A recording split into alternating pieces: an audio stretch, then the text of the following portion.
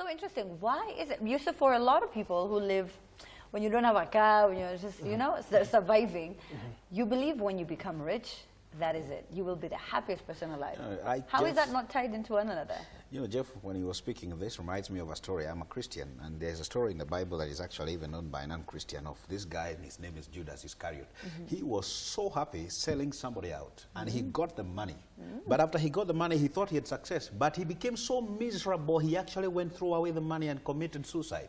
How miserable can someone become? You cannot become happy because you have got money or anything. It has to be something, you see, I call it creative expression.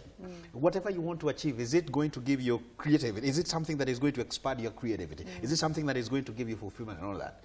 When James talked about how he envisioned himself traveling the world, I remembered that when I was a young boy, I am the firstborn in our family, I used to tell my sisters and my brothers, sit down, let me talk to you.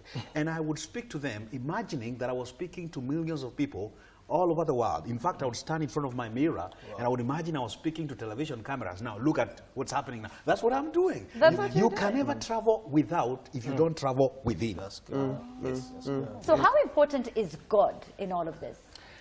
You see, I think I actually keep saying that, allow me to sound a bit so spiritual.